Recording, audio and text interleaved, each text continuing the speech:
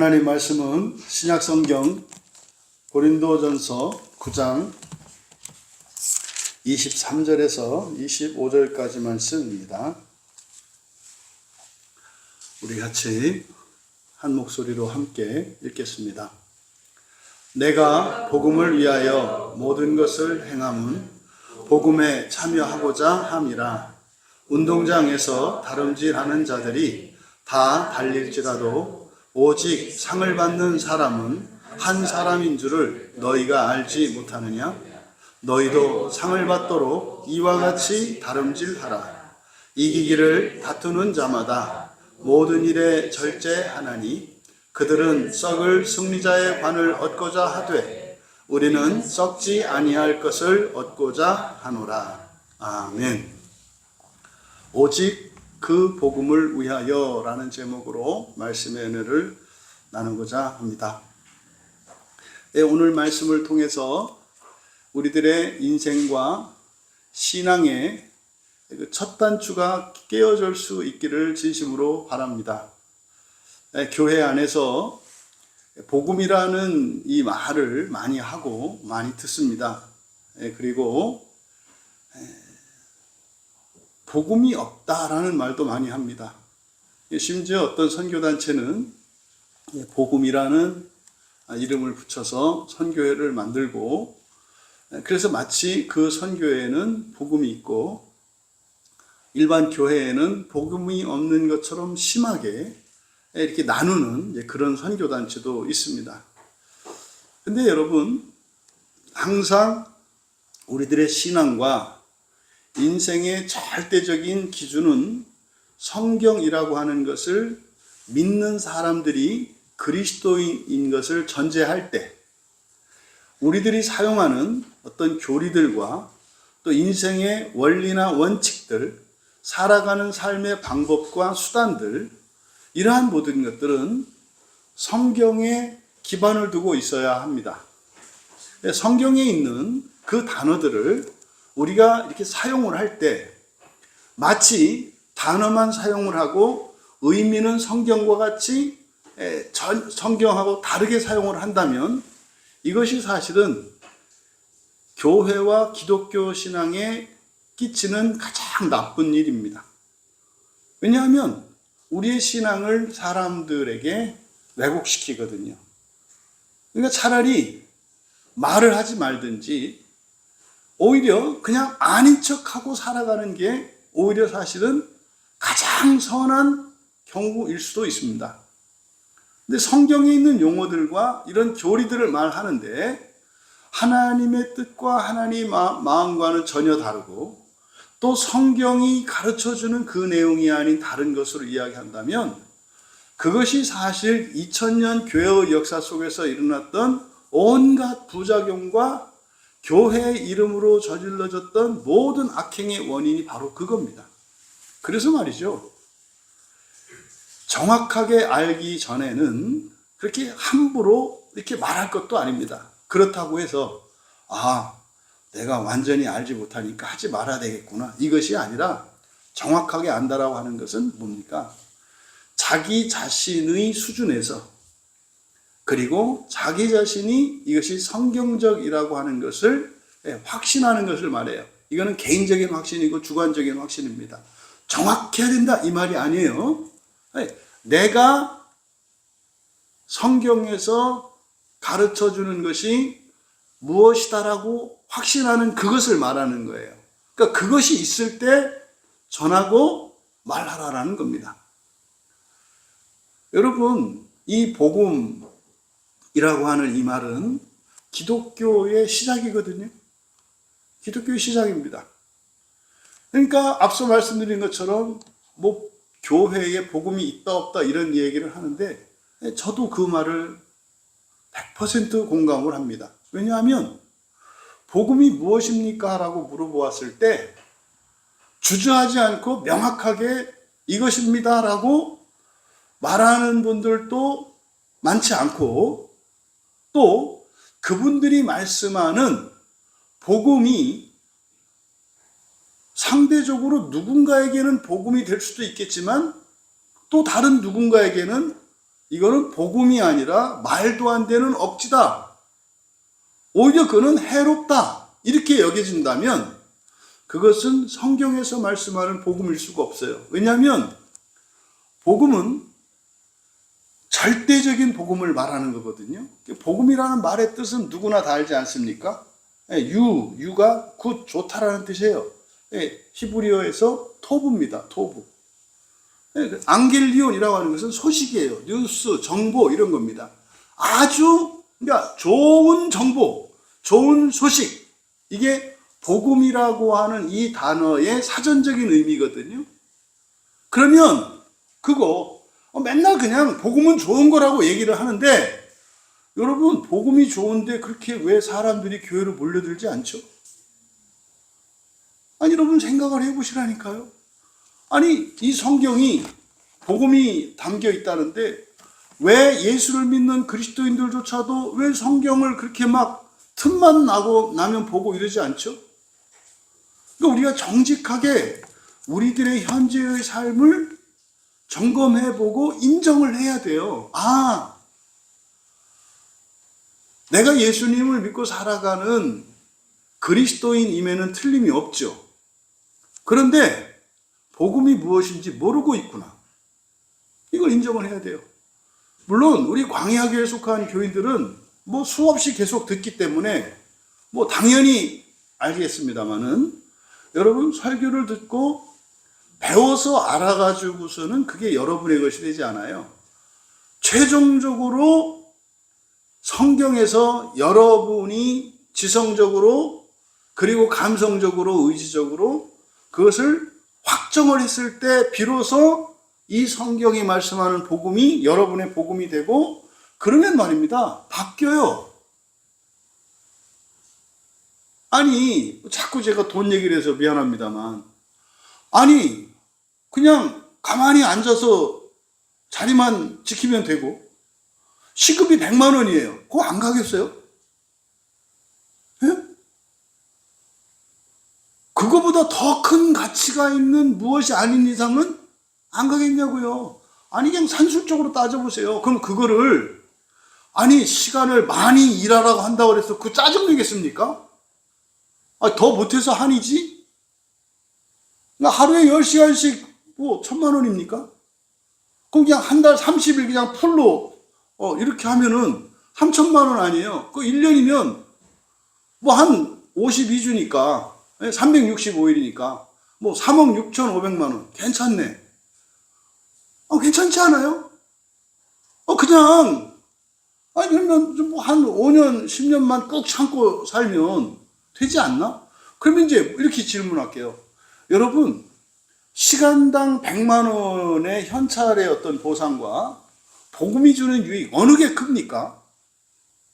그 기계적으로 복음이요 이렇게 얘기하는데 이거는 자기 말이 아니죠.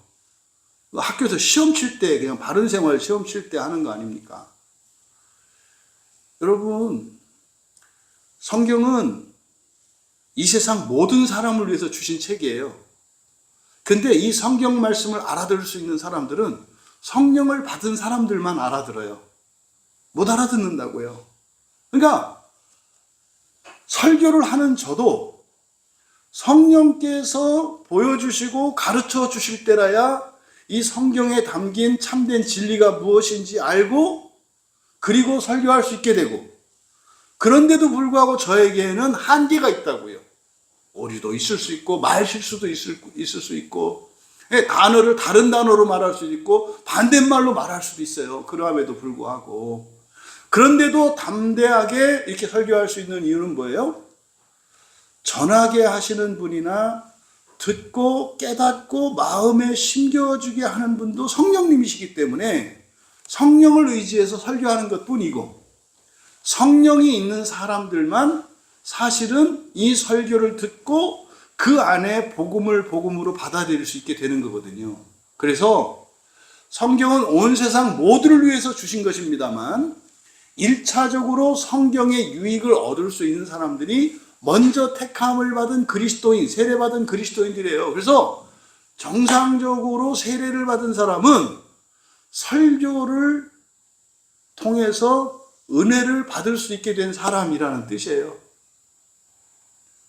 그러면 어떤 일이 일어나느냐? 인생관이 바뀌어요. 무엇을 위해서 살아야 할 것인가? 어떻게 살아야 할 것인가가 인생의 태도와 인생의 목표가 확정이 된다 이 말이에요.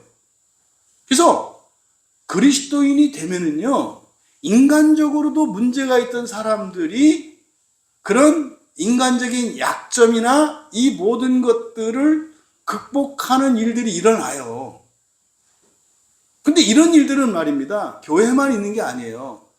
이렇게 좀 모범적인 누군가를 만나거나 내가 인정하는 어떤 사람을 만나서 그 사람으로부터 도움을 받으면 생활이 바뀐단 말이죠. 그거는 기독교 교회 안에서만 일어나는 것이 아니라 인생사에서도 얼마든지 일어날 수 있는 일입니다. 근데 그런 일이 교회에도 있겠습니다만은 교회의 교회됨은 그게 아니라 바로 그 복음이라는 거예요.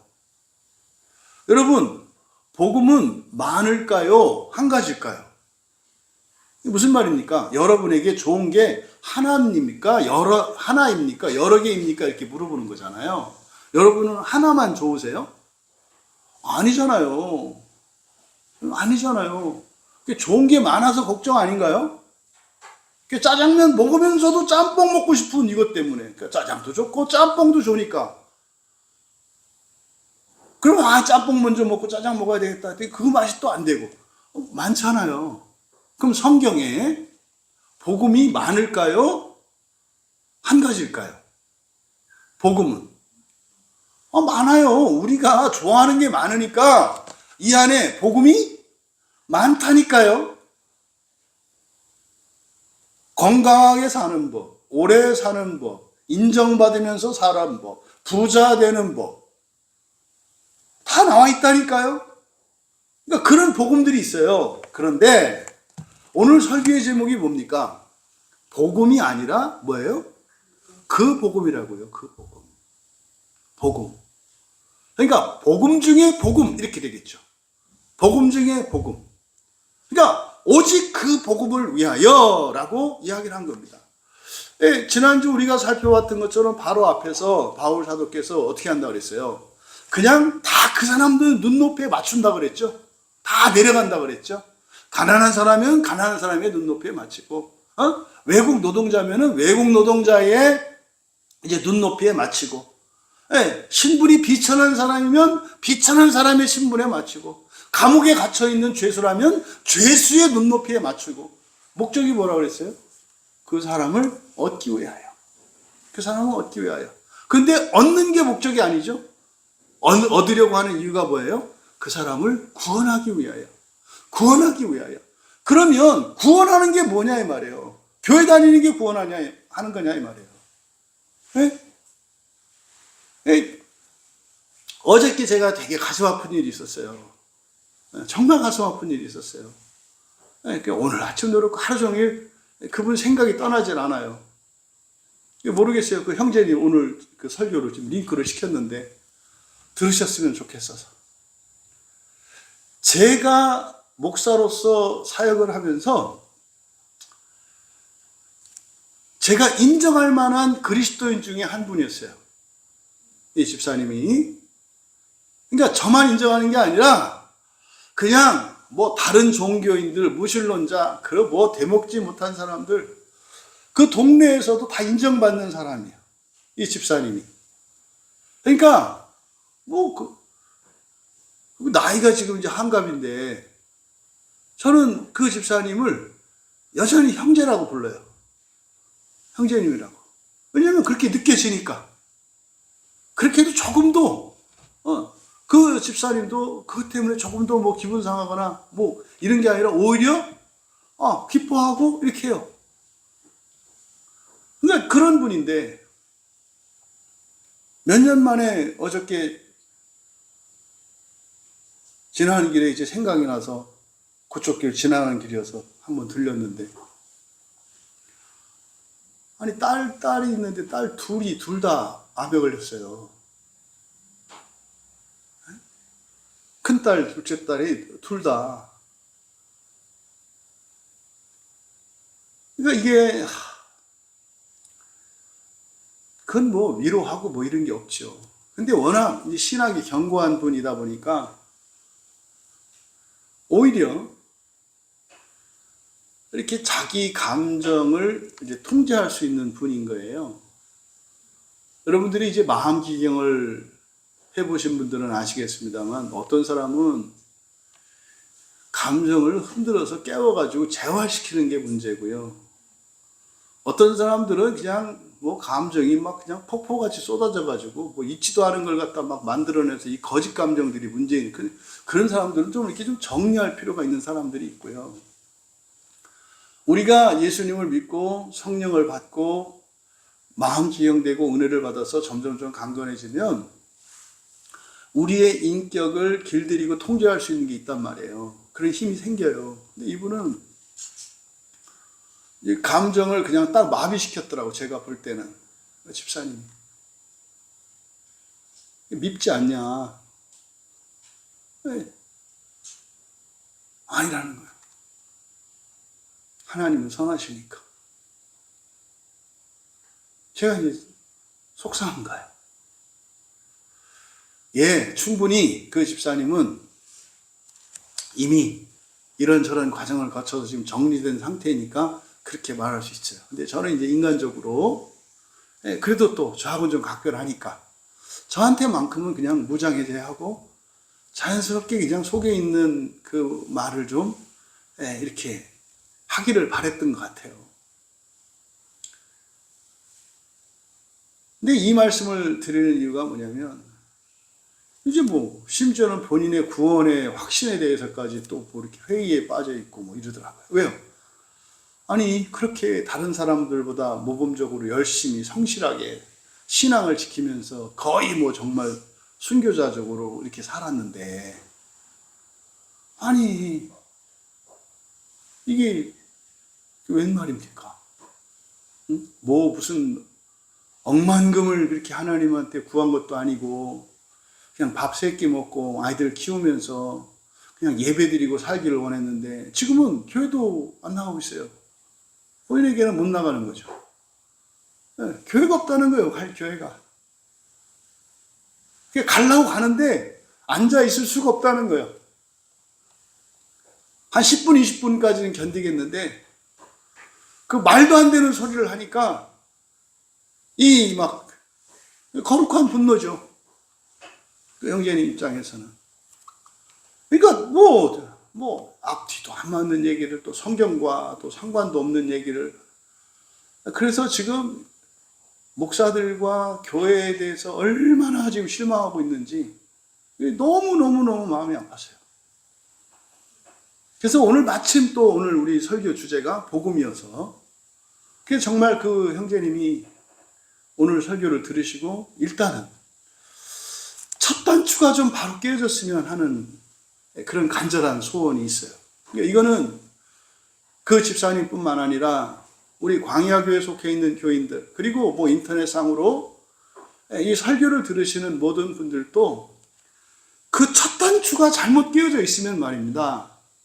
옷 입을 때, 와이셔츠를 입을 때 첫 단추가 잘못 끼면은 어떻게 해도 이게 제대로가 아니에요. 열심히 하면 할수록 더 이상해진다니까요. 첫 단추가 잘못 끼워진 상태에서 이거를 반드시 맞추려고 그러면 아는 사람은 첫 단추만 끼우면 되겠구만 이렇게 되지만 본인은 이게 확실하다고 믿고 있거든요. 네? 아니 이 첫 번째 단추를 두 번째 구멍에다 끼워놓고 첫 번째 구멍에 꼈다고 생각을 하는 거예요. 그 얼마나 답답하겠냐고. 분명히 똑바로 했는데 옷이 남아. 그럼 어떻게 생각하죠? 이 재단다가 옷을 잘못 만든 거죠. 아니 첫 번째 단추를 첫 번째 구멍에 꼈는데 이 에리가 이만큼 남는 거 아니에요. 네? 그러니까 옷을 뭐 이따구로 만들었어. 이렇게 되지 않겠냐 이 말이에요. 그것도 그냥 참고 그냥 입으리라. 그래서 그냥 쭉 깼지. 그것도 또 반대쪽은 또 그냥 짧게 만들어 놓고. 이런 사람들이 교회에서 떠돌아다니는 사람들이에요. 뭐가 이해가 안 돼. 뭐가 정상이 아니야. 있는 것도 같은데 없고 없다고는 알 수 없고, 여러분들이 성경적으로 이 복음이라고 하는 것에 대한 정리를 정확하게 하셨으면 좋겠다. 그래서 복음은 많다. 그런데 성경에서, 교회에서 우리들이 복음 할 때 그 복음은 그냥 복음이 아니라 뭐다? 그 복음이다. 그래서 복음과 그 복음은 구별해야 된다. 이게 무엇과 같아요? 구원도 구원하지만 구원이 다 똑같은 것은 아니다. 부활도 부활하지만 다 똑같은 것은 아니다. 구원이 있고 그 구원이 있고, 복음이 있고 복음들이 있고 그 복음이 있고, 부활들이 있고 그 부활이 있다는 것. 무슨 말이에요? 여기서도 벌써 우리가 알 수 있는 힌트. 복음, 구원, 부활 다 뭔가 관계가 있는 거네. 있죠. 여러분들이 인생을 살면서도 자기 자신을 변화시키려고 하지 않고 그냥 살던 대로 늘 살고 있다면, 바로 그 복음이 무엇인지 알고 그 복음을 위하여 살게 되면 그 사람도 바뀌고, 그 사람의 인생도 바뀌고, 그 사람의 주변에 있는 사람도 바뀌고, 다 바뀝니다. 그러니까 이것은 종말에 대한 막연한 약속일 뿐만 아니라 현재의 삶에도 반드시 표적이 나타난다는 거. 아까 얘기했던 그 집사님이 그래요. 목사님이 돼가지고 어떻게 병에 걸린 사람에게 병원에 가라고 할 수 있느냐 이 말이에요. 이게 심하게 얘기한 거예요. 그렇다고 해서 이분이 뭐 병원 가면 안 된다 이런 얘기를 하는 게 아니라 이런저런 사정이 있겠죠. 어쩌다 한 번은 병원에서 못 고치는 병들이 하나님이 고치시는 성령의 역사가 일어나야 되지 않느냐 이 말이죠. 없다는 거예요, 교회에. 성령이 없다는 거예요. 성령이 없다는 거예요. 맨날 얘기를 하는데 이 성령의 능력과 성령의 역사에 대해서 말하는 교회를 찾을 수가 없다는 거예요. 없다는 거예요. 그래서 목사님하고 상의를 하면 기껏해야 병원 가라. 갔다 왔잖아요. 말기암이라고 안 된다고. 병원에서 안 된다고 했잖아요. 그래서 온 거 아니에요. 근데 그런 사람한테 병원 가라, 딴 병원 가라 이렇게 하면, 이거는 뭐 그 정황은 정확히 모르겠지만 저는 그렇게 이제 받아들였어요. 형제님 얘기한 거를. 왜 그 형제님이 뭐 이렇게 뭐 신비주의자거나 뭐 이런 거 아니거든요. 그냥 뭐 병 걸려도 기도해서 낫고 이런 신앙생활 한 분이 아니고 아주 반듯한 개혁주의자예요. 근데 이제 이런 정황과 이제 그 형제님의 말을 저는 이제 그렇게 이해한 거예요. 여러분, 제가 그랬어요. 주일날 몇 년 동안 예배를 안 드렸으니까 우리 교회 좀 한번 와봤으면 좋겠다. 목사님, 제가 약속을 못 합니다. 제가 이제 이미 이제 딱 선을 그은 거예요. 교회는 소망이 없다. 심하게 사탄의 회당이다. 이게 딱 결론이 내려졌어요. 이제 몇 년을 몸부림하며 하다 보니까 아이들을 집에서 이제 직접 가르치고 매일 아침마다 1시간 반 성경 읽는 거로 시작을 하고, 그러니까 요즘에는 인터넷 AI가 있으니까 막 묻고 답답해. 그러니까 공부를 엄청나게 했어요. 엄청나게. 근데 조심할 것은 AI는 진리가 아니거든요. 그러니까 옛날에 어쨌든 반듯하게 개혁주의 교리를 가지고 있긴 있었는데 막 이제 이런저런 거를 이제 막 섞여가지고 형제님이 너무 이제 생각이 혼란스럽게 되어 있더라고요. 근데 그게 이제 제가 볼 때는 하나님에 대한 분노죠. 근데 절대 본인은 그렇게 안 할 거니까 딱 억제한 거예요. 아니요. 저는 하나님께 감사하고 오히려 목사님 기적 아닌가요? 1년 만에 어떻게 동생까지 암에 걸려요, 하나님, 목사님. 이거 기적이잖아요. 그럴 때 기적이라는 말을 쓰나요? 저주라고 하죠. 근데 이 집사님이 삶이 무슨 막 삐뚤어 아니거든요. 그럼 여러분들은 그런 상황에 맞닥뜨릴 때 해석을 하실 수가 있어야 돼요.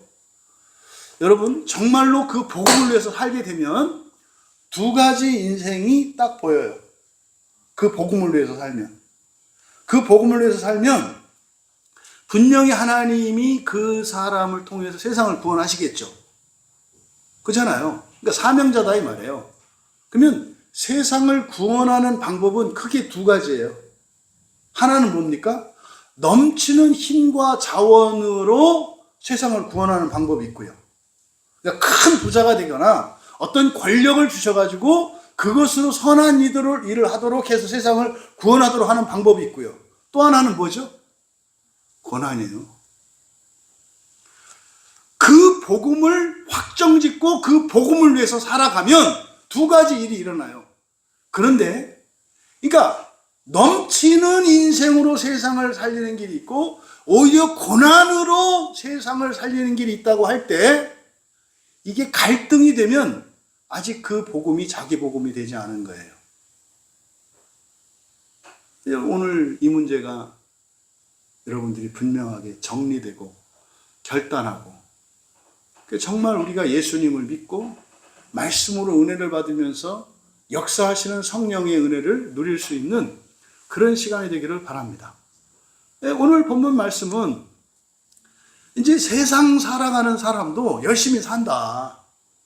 물론 여기서 이제 육상 경기, 이 경기장 육상 경기를 가지고 비유적으로 설명하고 있습니다만 우리들의 언어로 풀어서 얘기하면 그런 거죠. 그냥 신앙 없는 사람들도 이 세상 살아갈 때 그냥 설렁설렁 살지 않고 치열하게 그리고 자기가 목표하는 것이 있으면 그 목표를 위해서 다른 것들을 절제하면서 살아간다 이 얘기를 하는 거예요. 그런데 예수 그리스도를 믿는 사람들은 사실은 그 복음을 위해서 살아가는 사람들인데 고린도 교회에 있는 너희들 고린도 교회의 경우는 어떤 경우입니까? 그 복음을 위해서 살기로 하니까 하나님께서 엄청난 부를 허락해 주신 교회죠. 그거는 우리가 소유하기 위한 것이 아니라 세상을 살리기 위한 것이어야 한단 말이에요. 근데 그 지점에서 고린도 교회는 뭐 한 거예요? 그 복음의 사명을 내려놓은 거고 그 복음을 더 이상 목표로 삼지 않게 된 거예요. 고린도 교회 상황이 이렇다 이 말이에요. 그래서 여러분 우리가 예수님을 믿고 살아갔을 때 여러분들이 혹시 직접적으로 하나님이 여러분의 인생 가운데에서 부인할 수 없는 확실한 은혜와 그런 어떤 사랑과 복을 경험하지 못하신 분이라면 너무 안타까워요. 혹독한 환난을 겪었든지 아니면 부인할 수 없는 그 복을 누렸든지 둘 중에 하나셔야 해요. 근데 그런 일이 없으면 아직 여러분들이 경기에 참여하지 않으신 거예요. 그냥 부활을 위해서 살아가는 경기에 참여했는데 출발선상에 서질 않아요. 그러니까요, 끊임없이 고민만 한다 이 말이에요. 고민하고 죄책감 갖고, 그러니까 쓸데없는 얘기나 하고, 관심사가 거룩한 것에 대한 관심사가 없어요. 입에서 나오는 얘기 보면은 일체 거룩한 것에 대한 추구가 없어. 심지어는 거룩한 얘기를 하면 어떻게 해요? 화제를 바꿔. 이 세상 얘기 쓸데없는 얘기로. 여러분 등골이 오싹해야 돼요. 여러분들의 입으로 어떤 말을 하고 사는지, 어떤 생각을 하고 사는지, 무엇을 보고 어떤 일을 하며 살아가는지 등골이 오싹하셔야 된다고요. 하루 종일 그렇게 그런 얘기 하는 거 아니잖아요. 그죠? 중요한 건 뭐나다? 점진적인 변화라고요. 점점 변화가 일어나야 된다 이 말이에요. 에? 물을 가스불에 올려놓으면 어떻게 됩니까? 점점 뜨거워지지 않나요? 그런데 가스불을 켜놨는데 온도가 그대로야. 이거 뭐 한 거죠? 얼음을 냅다 붓는 거예요. 정말 이 지구에 핵과 같은 성령이 우리 안에 계시는데 사람이 그대로야. 그럼 이 사람은 뭐 하고 있는 거예요? 그냥 얼죽아야. 자기 인생과 자기 안에 얼음 때려 붓는 거예요. 이렇게 얼음을 막 때려 부어가지고 성령의 역사로 뜨거워지고 변화되어야 되는데도 불구하고 그 상태로 박제처럼 살아가는 거야. 이거는요, 무지무지한 열심이 있는 거예요. 왜? 성령에 맞먹는 열심이니까. 여러분, 다시 한번 말씀드립니다만, 여러분이 이제는 설렁설렁 살지 마시고 그냥 떠밀려 살지 마시고 여러분들이 주체적으로 능동적으로 살아갈 수 있기를 바랍니다. 그리고 혹시 여러분 중에 사람에게 자유의지가 없다고 생각하는 분이 있으시면 오늘 성경이 과연 그렇게 이야기하는지 성경을 보고 정리하시기 바랍니다. 네? 이제 한 절씩 우리가 살펴보면 23절에서 내가 복음을 위하여 맨 앞에 그런데로 시작을 해요. 그런데 내가 복음이겠어요? 그 복음이겠어요? 그 복음이라고요. 복음 그러면 너무 많아요. 야, 예수님 만나면 병 고쳐준단다. 복음입니까? 그 복음입니까? 복음이에요. 예수님 만나면은 밥 준단다야. 복음이라니까요. 그 교회 가면 밥 맛있단다야. 복음이라니까요. 예배 되게 감동적이고 뭐 좋단다야. 복음이라니까요. 좋다고 하는 모든 것은 다 복음이에요. 근데 문제는 복음은 개인마다 달라. 어떤 사람은 설교가 길어서 좋고 어떤 사람은 설교가 짧아서 좋다 이 말이에요. 그러니까 복음은 다양성이 있고 개인의 취향이나 개인의 가치관을 존중한다고요. 그러니까 일방적으로 이렇게 강요할 수는 없어요. 근데요, 그 복음은요, 누구에게나 모두에게나 언제나 항상 동일하게 좋은 게 그 복음이라니까요. 여러분, 제가 감히 말씀드립니다만 그 복음을 아시는 몇 안에는 안 되는 분들 중에 하나가 여러분이라는 거 아셔야 돼요. 그 얘기는 뭡니까? 야, 우리 잘났다 이거 아니라 그랬죠? 거룩한 부담을 가지셔야 된다고. 뭐하고 계시냐고. 그 복음을 들고 가지신 여러분, 그 복음을 가지신 여러분이 과연 그 복음이 여러분의 인생과 여러분의 마음과 가정과 일터에 어떤 일을 일으키냐 이 말이에요. 그 복음을 여러분들은 이미 전에 받았어요. 근데 그 복음의 능력과 역사가 안 나타나요. 그럼 여러분 뭐 한 거예요? 복음을 끌르지 않은 거고 먹지 않는 거예요. 이걸 여러분들이 확실하게 정리하시라고. 그러니까 여기서는 그런데 복음, 그러니까 그 복음이겠죠. 그 복음. 그런데 나는 그 복음을 위하여 모든 것을 행한다 그랬어요.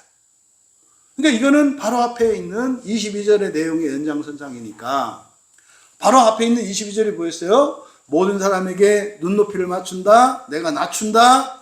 뭐 그 사람이 못된 사람이면 못된 사람인 것처럼 선한 사람이면 선한 사람인 것처럼 맞춘다. 그렇게 하는 목적은 뭐다? 그 사람을 얻기 위한 거다. 근데 그 사람을 얻는다는 것은 내가 그 사람을 지배하고자 함이 아니라 그 사람을 구원하고자 합니다.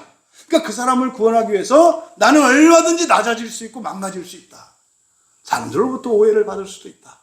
근데 나는 그 사람만 구원할 수 있다면 괜찮다.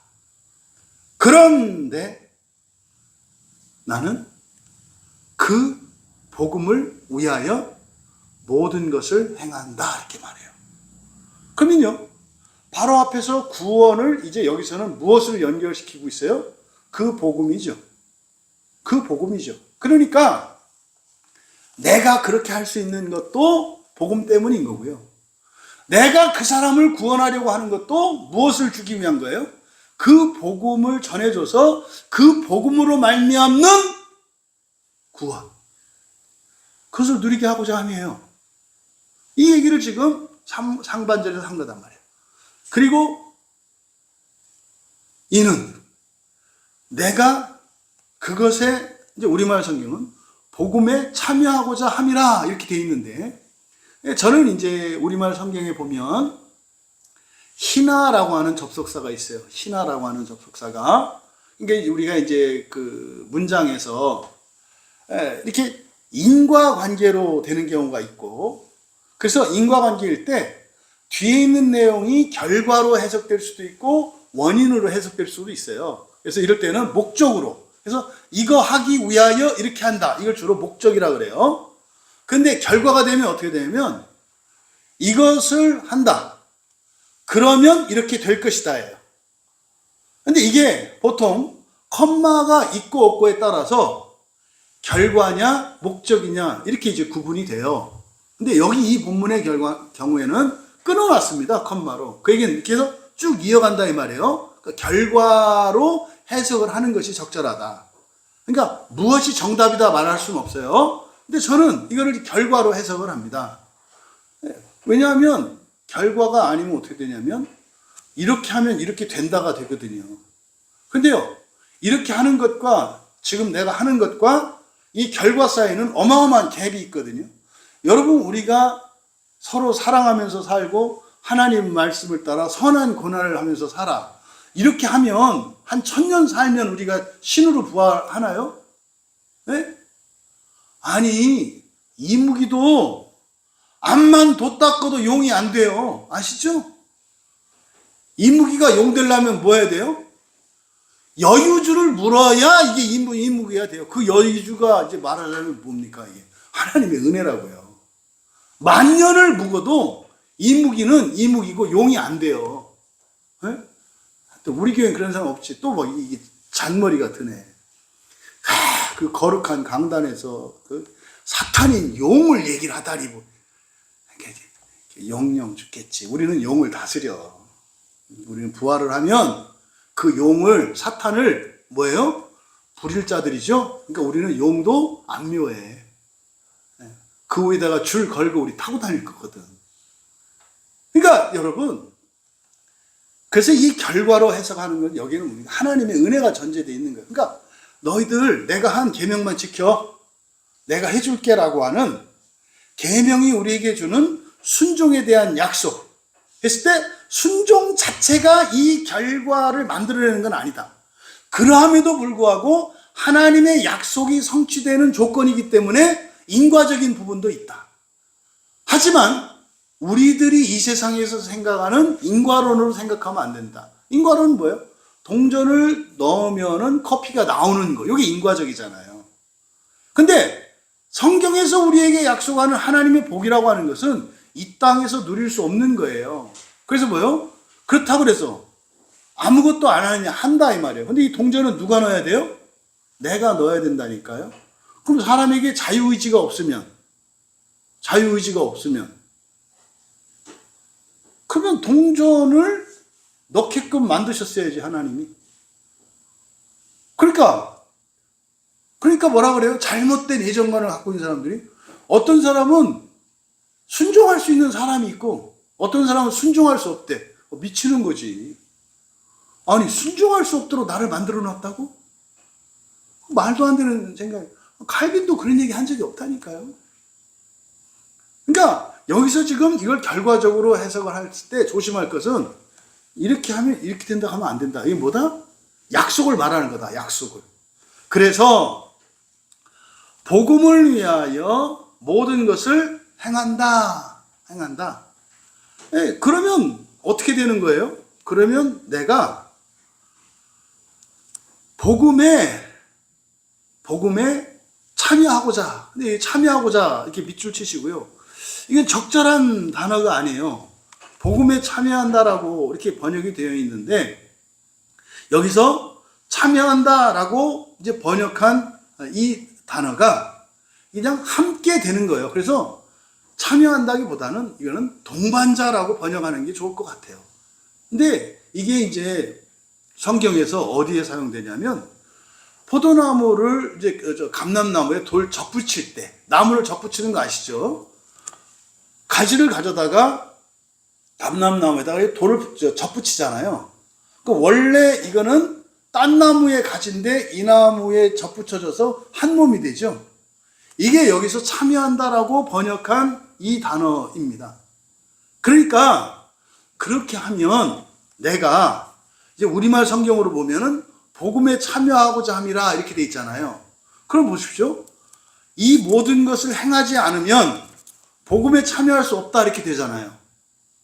근데요, 여기서 복음은 그냥 복음이 아니라 그 복음이라 그랬잖아요. 그러니까 복음은 사람으로 태어난 것 자체가 복음이야. 그래서 그냥 나를 좋게 하는 모든 것들, 모든 사람이 일반으로 받는 이게 복음이에요. 누구나 누려. 이거는 나와 상관이 없어. 사실은 하나님께서 일반적으로 모두에게 주시는 그게 복음이에요. 근데 그걸 좋아하는 사람도 있고 싫어하는 사람이 있을 뿐이야. 근데 그 복음은 말입니다. 그냥 불가항력적으로 받아들이지 않을 수 없는 그런 은혜가 아니에요. 그 복음은. 그 복음은 뭐다? 내가 자유의지로 참여해야 되는 복음이다 이 말이에요. 그러니까 이렇게 하기 위해서, 복음에 참여하기 위해서 이 모든 일들을 행한다. 이렇게 하면 이게 문제가 된다 이 말이에요. 그러니까 이렇게 하는 목적은 하나님의 약속 때문이야 이런 거죠. 이건 뭡니까? 예수님의 계명과 연결지으면 예수님께서 우리한테 말씀하신 게 뭐예요? 서로 사랑하라고 하는 이 계명을 지키면서 살라 그랬죠. 그 다음에 성찬을 기념하여 지켜 행하라 그랬죠. 세례를 주라 그랬죠. 말씀을 지켜 가르쳐 행하게 하라 그랬죠. 직접적으로 예수님 준 건 이거거든요. 그러면 내가 너희들에게 뭐를? 생명의 부활을 약속하신 거란 말이에요. 그러니까 이거는요, 우리가 해야 된다 이 말이에요. 여러분, 교회 나오셔야 되고요. 성경 읽으셔야 되고요. 설교 들으셔야 되고요. 궁금한 거 물어보고 어떻게 해서든지 해결해야 되고요. 여러분들이 설교를 듣고 은혜를 받고 야 좋다 그랬으면 그걸 여러분들이 반드시 성경을 통해서 여러분 스스로가 인격적으로 확정해서 여러분의 것으로 만들어야 된다 이 말이에요.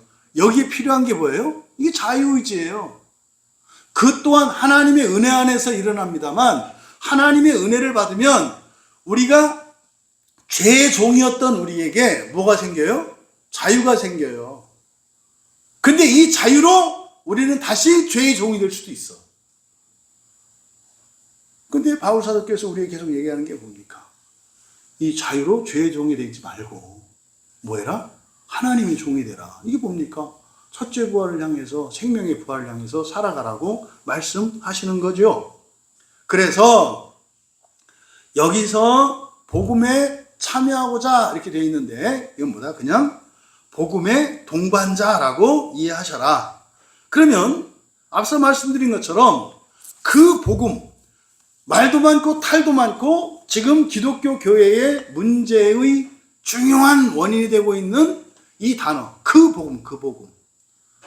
헬라어로 유앙겔리온이라고 하는 이 그 복음이 과연 성경에서는 무엇이라고 하는가? 그 복음. 하나밖에 없는 복음. 그래서요, 이 유앙겔리온이라고 하는 이 말은 그 복음을 가리킬 때 쓰는 말이에요. 그래서 성경에 이 유앙겔리온이라고 하는 이 단어는요, 항상 단수형으로만 쓰여요. 뭔 말인지 아시겠죠? 그런데 성경에 하나님으로부터, 예수님으로부터, 성령님으로부터 받는 은혜는 되게 많잖아요. 기도도 응답해 주시고, 기도 응답해 주시겠대. 이거 복음이잖아요. 근데 그런 것들은 복음이라고 하지 않는다 이 말이에요. 그래서 철저하게 성경은 유앙겔리온이라고 하는 이 복음이라는 명사를 그 복음 하나에만 적용시켜요. 그럼에도 불구하고 많은 좋은 소식들이 있어요. 예수님이 찾아오신데 이거 복음 아닌가요? 복음이잖아요. 이런 거죠. 하지만 복음이라고 하는 단어는 그래서 어떻다? 특별한 단어로 성경에서 자리매김하는 거다. 그러면요, 교회에서 기독교인들이 복음이라고 말할 때는 그 복음에 대해서 말해야 되겠죠. 그 복음. 여러분, 지금은 아니시겠습니다만, 옛날에 사람들이 복음, 그러면은 딱 떠올리는 게 그냥 예수 그리스도. 예수 그리스도. 그게 왜 복음이야? 그 뒤에 내용이 이제 확 깨는 내용, 얘기를 해요. 아, 우리는 다 죄인인데, 예수님께서 십자가에서 우리 죄를 대신하여 벌 받으시고 다 용서해 주셨기 때문에 예수 그리스도가 복음이에요. 이거는 복음이 아니라 뭐예요? 쓰레기라고, 쓰레기. 나 대신 다른 누가 죽었는데 그게 복음이 돼요? 에? 예수님이 하나님이라며. 나 대신 하나님이 죽었는데 그게 복음이 돼요? 어떻게 이따운 그 정말 이 말도 안 되는 쓰레기 같은 생각을 하냐 이 말이에요.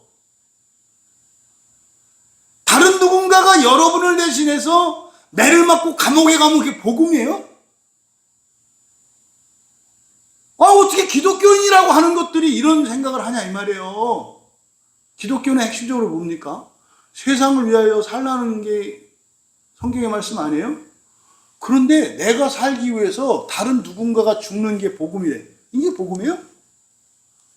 아니, 조금만 생각해도 이 말도 안 되는 이런 얘기를 한다 이 말이에요. 그래서 성경에서 무엇을 복음이라고 하는지, 여러분 다 성경 어플 있잖아요, 스마트폰에. 지금은 그냥 딱 치면 나오지 않습니까? 그냥 복음이라는 단어만 쳐봐도 그냥 안단 말이에요. 헬라어로 안 치고 그냥 한글로 쳐도. 정확하게 성경은요, 복음을 세 가지로 이야기를 해요. 그 첫 번째가 천국 복음이에요. 천국 복음. 천국 복음. 이건 이제 마태복음에서 사용하는 말이죠. 마태복음에서는 복음이라고 할 때, 그러니까 천국입니다만 하늘의 왕국이에요. 정확하게 번역하면 하늘의 왕국의 복음 그래요. 복음 그래요. 그러니까 여호와의 증인들이 뭐라 그래요? 거기가 여호와의 하나님의 왕국 그러잖아요. 그게 복음 맞아요.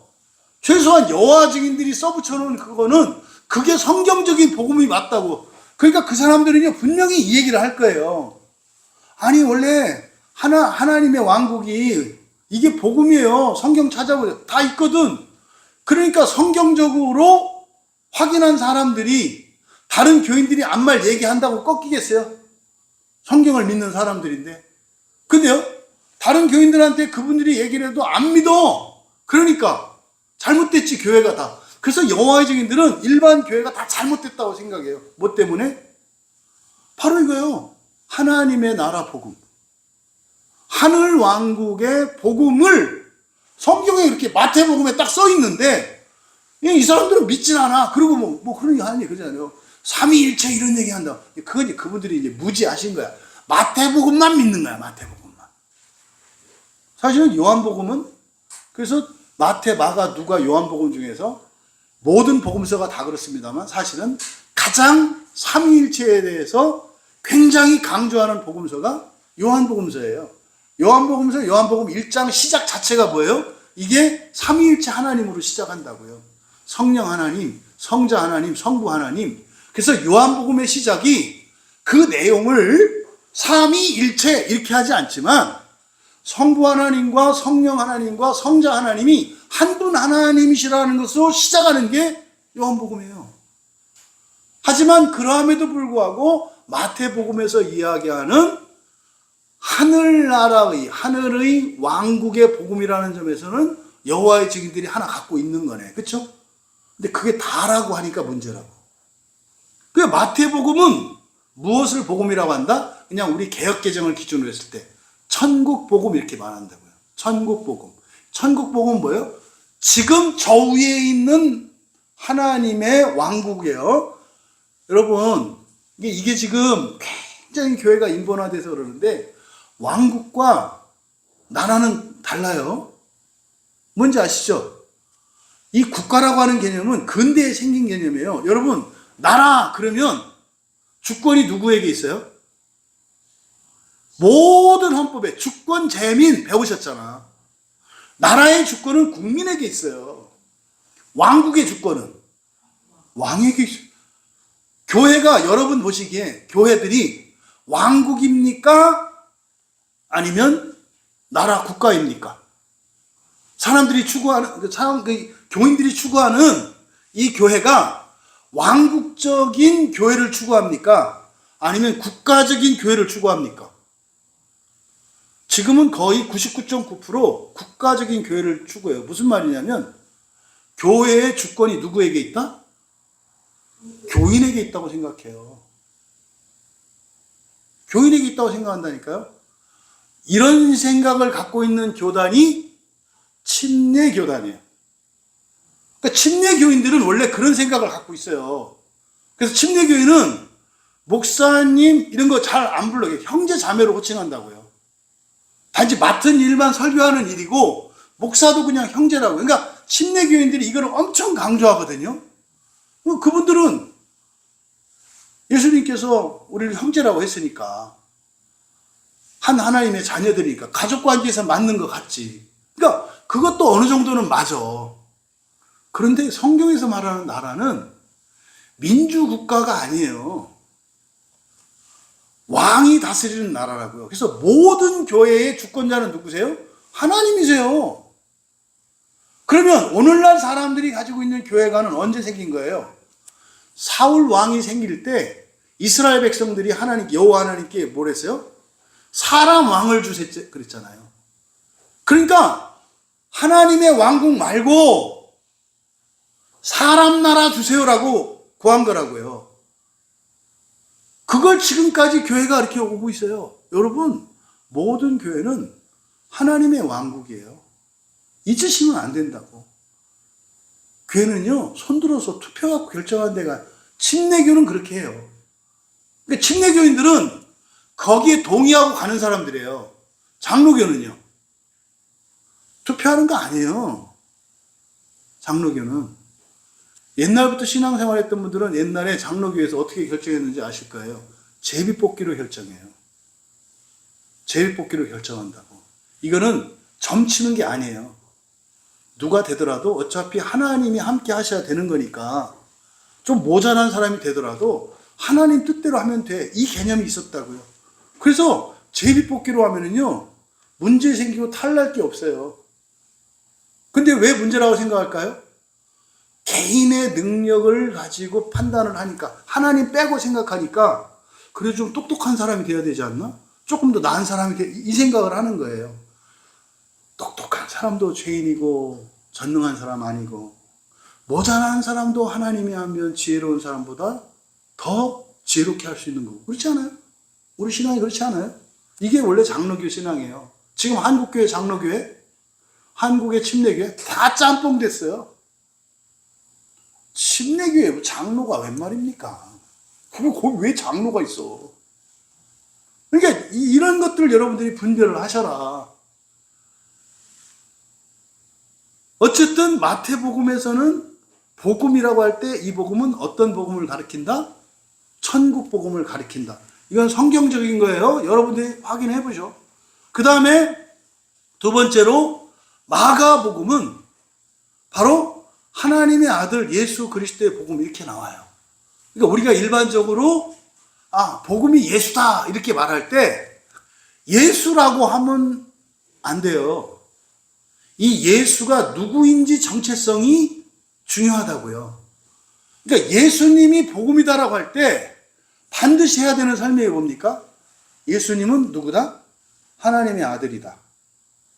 그런데 하나님의 아들이 이 땅을 살아갈 때는 뭘로 사는 거다? 그리스도로 사는 거다. 그리스도는 뭐다? 중보자다. 다시 말해서 나를 위해서 사는 게 아니라 하나님을 위하고 세상을 위해서 사는 게 그리스도다. 이 설명이 들어가야 돼요. 그런데 그 예수는 누구다? 나의 목표다 이거예요. 예수가 대단하라 이게 복음이 아니라 내가 예수와 똑같이 된다는 이게 복음이라니까요. 그래서 마태복음에서는 하나님의 아들 예수 그리스도의 복음 이렇게 말한다고요. 그러니까 마태복음은 나라에 대한 복음이죠. 하늘나라에 대한. 그렇죠? 근데 마가복음에서 복음은 뭐예요? 그 나라에 살아가는 것이 하나님의 아들이니까. 근데 그 아들이 이 세상을 살아갈 때는 뭘로 살아야 돼요? 그리스도로 살아가야 한다는 거예요. 이해되시죠?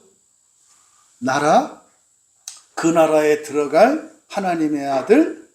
하지만 아직 그 나라가 임하지 않았으니까 이 세상에서 살아가는 하나님 나라에 들어갈 하나님의 아들들의 이 세상에서 삶은 그리스도적 중보적 삶.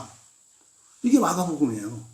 마태복음과 마가복음에서 제시하는 게 이게 바로 복음이다 이 말이에요. 그런데 이렇게 마태복음, 마가복음, 근데 누가복음에 가면 복음이라고 하는 명사는 쓰이지 않아요. 그러니까 마태복음과 마가복음에만 유앙겔리온이라고 하는 이 명사가 사용되고요. 누가복음에 가면은 명사는 없어요. 그래서 유앙겔리조 또는 유앙겔리조 마이, 복음을 전하다 라고 하는 동사로만 사용돼요. 누가복음에는. 그러면 그때 전하는 복음의 내용이 뭐냐? 여기는 하나님의 나라예요. 그러니까 여러분들은 천국, 낙원, 하나님의 나라 구분하시잖아요. 그러니까 바로 누가복음은 하나님의 나라. 그럼 사실은 이 하나님의 나라라고 하는 것은요, 지금은 하늘나라, 저 하늘왕국과 지상왕국으로 나뉘어 있다고요. 근데 누가복음은 무엇을 예고해요? 이 땅에, 그 천국이 이 땅에 임하는 나라를 예고한다고요. 이게 하나님의 나라예요. 그래서 하나님의 나라 개념은 하늘과 땅으로 되어 있는 두 나라가 통일되고 연합되는 걸 말한다고. 이게 에베소서의 핵심적인 주제예요. 연합. 요한복음에서도 계속 예수님께서 너희가 내 안에, 내가 너희 안에, 너희가 그리스도 안에, 그리스도가 내 안에. 그래서 하나님과 우리의 존재적인 연합을 말하잖아요. 누가복음은 뭐예요? 그 나라의 통일에 대해서 얘기한다고요. 마태복음은 하늘나라, 지상나라. 마가복음은 하늘의 백성, 땅의 백성. 그런데 하늘의, 이 땅을 살아가는 하늘의 백성들. 이게 그리스도인이라고. 그 다음에 누가복음에서는 어떻게 해요? 나라의 통일. 하나님의 나라. 그러니까 하늘나라가 이 세상에 와서 합쳐지는 거. 이걸 종말론적으로 역사적 전천년이라고 한다고요. 그러면 그 다음 요한복음은 보나마나 어떻게 되겠어요? 처음에는 나라가 둘이 있다. 그 두 나라에 사는 사람이 다르다. 근데 그리스도인은 원래 저기를 살아가는 사람들인데 지상에서 살고 있는 사람들이다. 그다음에 나라가 통일됐다. 그럼 그 다음에 나오는 요한복음 뭐겠어요? 통일된 그 나라에 들어갈 사람들에 대한 얘기겠지. 이 하나님의 아들, 사람이 신되는 얘기가 요한복음의 주제라고요. 정확하게 정리되잖아요. 그래서 누가복음에서는 바로 하나님 나라의 복음이 전파된다라는 방식으로 이렇게 동사형으로 복음이 사용되고, 그러니까 요한복음에는 복음이 있겠어요, 없겠어요? 아예 없어요. 왜? 요한복음이 뭐 되는 얘기예요? 사람이 신되는 얘기죠. 그러니까 그거 자체가 뭐예요? 그냥 복음이라. 그 자체가 복음이라. 그러니까 정리하면 성경에서 말하는 복음이라는 것은 뭘 얘기한다고요? 저 하늘나라 천국, 그리고 그 나라에 들어갈 자들인데 현재적으로 그 나라를 위해서 준비되고 있는, 그리고 이 세상 사람들을 그 나라로 인도하는 그리스도인들에 대한, 이것이 복음이고요. 그 다음에 그 나라가 이 땅에 임하는 하나님 나라. 그래서 복음이라고 할 때는 천국, 하나님 나라, 하나님의 아들, 그리스도. 이게 복음의 핵심이 되어야 한다 이 말이에요. 이게 성경이 그렇게 쓰여 있으니까. 그런데 지금 바울 사도께서는 여기서 자기가 사람들을 얻은 목적이 모든 사람들을 얻고자 낮췄고, 그렇게 얻은 목적이 그 사람들을 구원한 것이고, 그 사람들을 구원하는 목적이 그 복음 때문이라고 말한 거예요. 근데 그 복음을 그 사람들한테 구원을 나눠주잖아요. 근데 그게 자기에게도 유익이 있다 없다? 있다는 거예요. 그러면 그러면 내가 이렇게 될 것이다. 어떻게? 복음의 동반자가 될 것이다 그랬잖아요. 그러니까 여기서 참여한다라고 번역되어 있지만은 이게 함께라고 하는 쉰이라는 말과 우리가 함께 교제하는 코이노니아, 함께 교제한다. 이게 뭐냐면 일원이 된다는 뜻이에요. 공동체 일원이 된다는. 그래서 이 두 단어가 합쳐져서 쉰코이노노스 요 단어예요. 그러니까 이건 한 몸이 된다는 뜻이에요.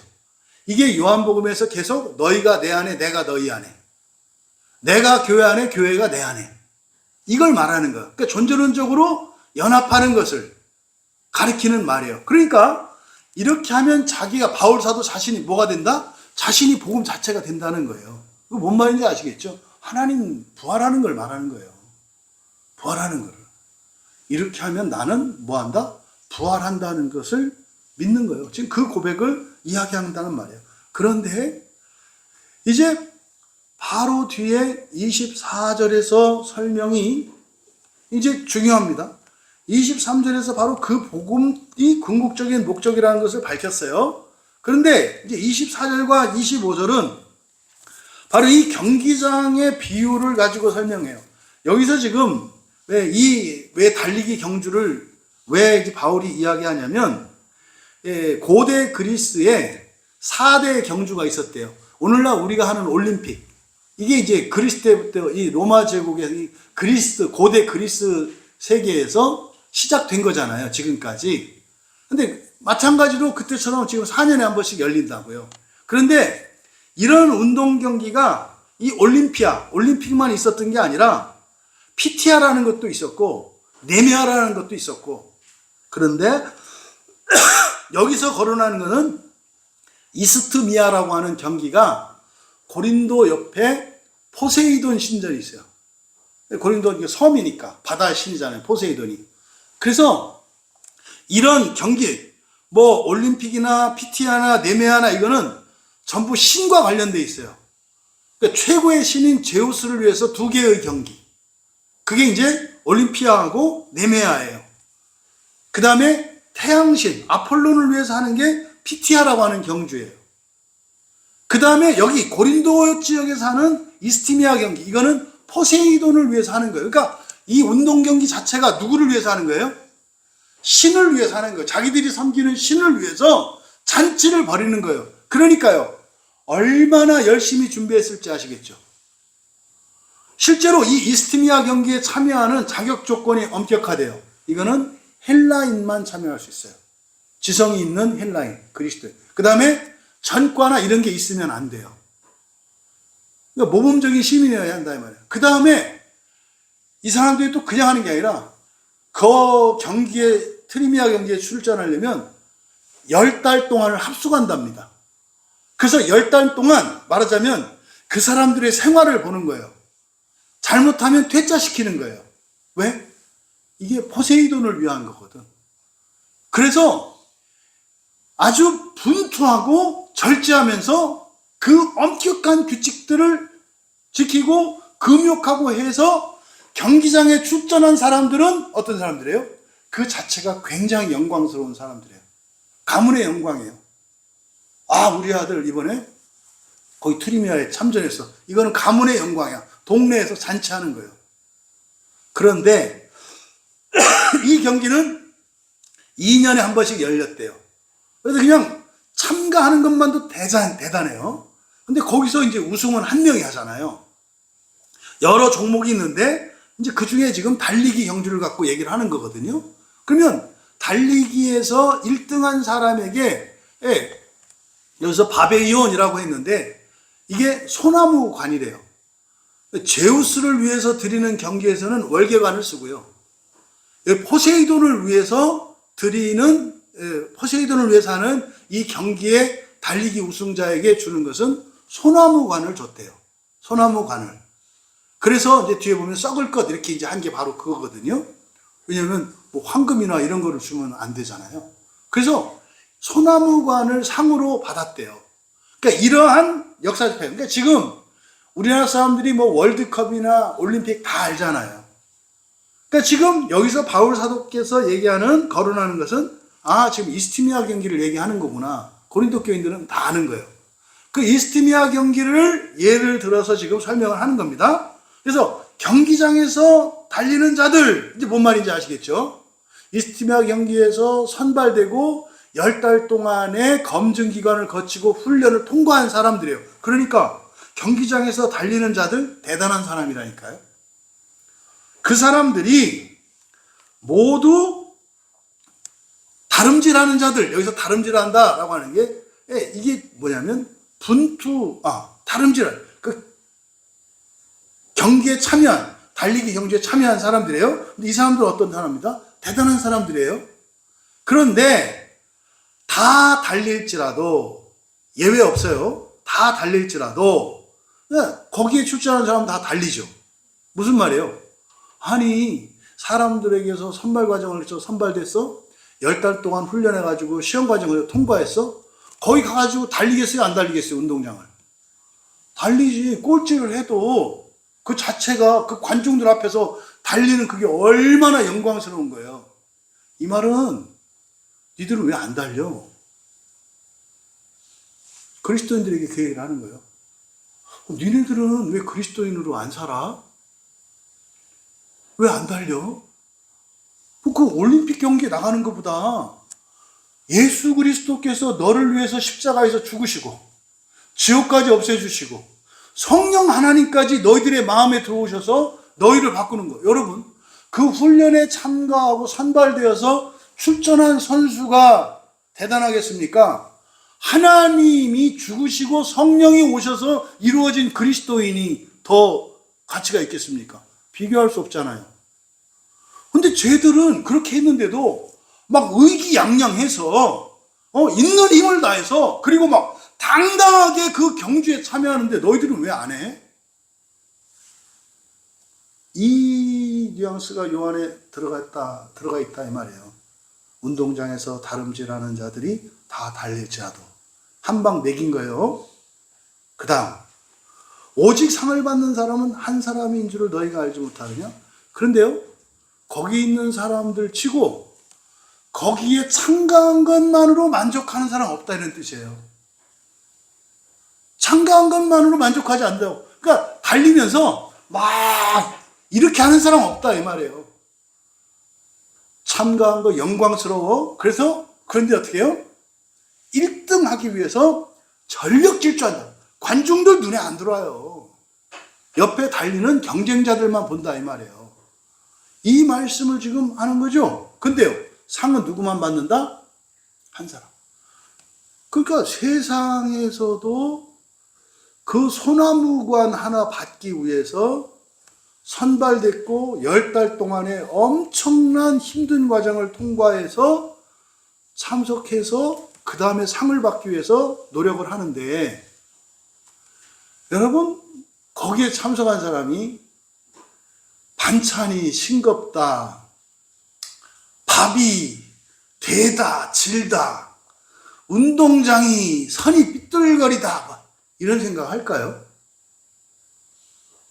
그걸 분석을 해서 그걸 극복할 대책을 세우면서 살지 않겠어요?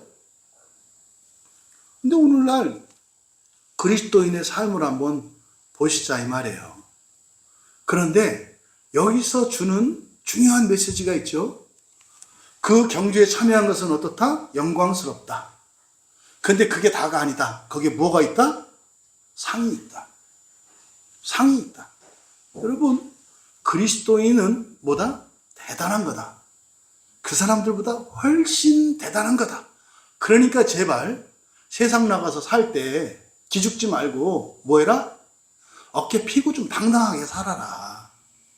뭐 이런저런 일에 의해서 좌지우지 되는 게 아니라 그리스도인의 영광스러움을 가지고 좀 제발 기죽지 말고 비참하고 그렇게 쫄지 말고 좀 살아라. 또 하나, 그렇게 사는 게 그냥 사는 게 아니야. 그렇게 살면 뭐가 있다? 상이 있다. 이 두 가지 메시지를 우리에게 주고 있어요. 그러니까 포세이돈에게 인정받기 위해서 기껏해야 받아야 소나무 면류관 하나인데, 그거를 위해서도 그렇게 자부심을 가지고 당당하게 전력 질주하는 그 사람들도 있는데, 아니 너희들 그거 몰라? 그런 거죠. 아니, 다 알잖아. 그러니까 너희도 어떻게 해라? 상 받기 위해서 살아라. 당당해라. 그것으로 만족하지 마라.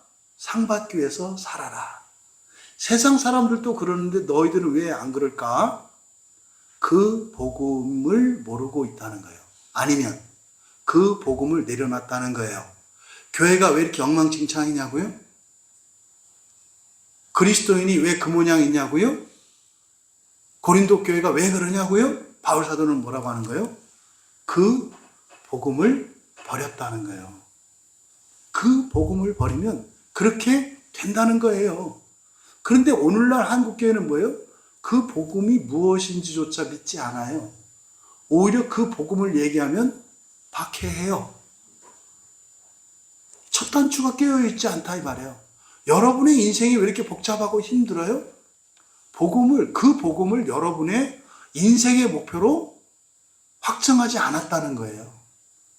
이 말씀이 여러분들에게 좀 적용될 수 있기를 바랍니다. 아니, 세상에 그 포세이돈, 그 헛된 우상인 포세이돈의 인정을 받기 위해서도 그렇게 하는데, 야, 니들이 뭐 천지를 창조하신 하나님을 믿는다며. 너희들이 그 집 아들이라며. 너희들이 뭐 세상을 구원하면서 산다며. 그런데 맨날 먹고 사는 거, 편안한 거, 좀 어려움이 있다고 해서, 어려움은 뭐예요? 누군가를 구원하고 있는 거잖아요. 아니, 그거 싫다고 난리치고. 이게 지금 앞뒤도 모르고 위아래도 모르고, 이게 병든 건지 건강한 건지 미친 건지 제정신인지도 모르고 살아가는 그리스도인들. 뭐 때문에 그렇다? 그 복음을 놓치고 있기 때문이다라고 말씀을 하는 거죠. 이어 25절에서 이기기를 다투는 자마다 모든 일에 절제하나니, 여기서 다투는 것과 절제하는 것, 다툰다라는 게 뭡니까? 다른 사람하고 경쟁하는 게 아니라 자기와의 경쟁이에요. 노력하는 걸 말합니다. 노력하는 걸 말해요. 그래서 이기기를 다투는 자라고 하는 것은 이기기 위해서 노력하는 자예요. 상을 받기 위해서 노력하는 자예요. 예외 없이 이 사람들은 마다, 이게 모두를 이렇게 해놓은 거예요. 그러니까 그 상을 받으려고 하는 사람들은 다 뭐한다? 상을 위해서 노력한다니까요. 여러분처럼 나오신다니까. 피곤한데도 나온다니까. 다른 사람들처럼 편하게 안 하고 여러분들이 오히려 더 인생을 힘들게 사는 것처럼 산다니까요. 이게 다투는 자라는 뜻이에요. 노력하고 분투하는 겁니다. 포기하지 않는 겁니다. 지키려고 하는 겁니다. 나는 이만한 사람이 안 되지만 그 상을 받기 위해서 내 신앙을 지키는 거예요. 내 인격을 지키는 거예요. 나의 일상을 지키는 거예요. 사랑을 하기로 하는 거예요. 좋아서 하는 거 아니에요. 이를 악물고 하는 거다 이 말이에요. 다 있다고. 그런데 그런 사람은 뭐한다?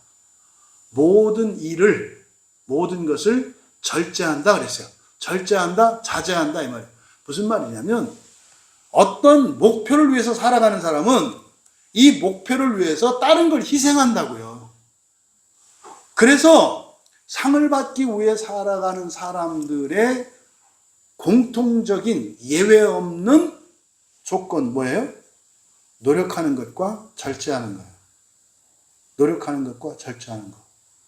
그러면 이게 잘못되면 막 금옥주의 이렇게 가고 열심주의로 가서 막 이렇게 열성이 뛰어나고 금욕 이렇게 가면 안 돼요. 그 얘기가 아니라 목표가 먼저 목표 설정이 중요하다고요. 목표가 무엇이어야 해요?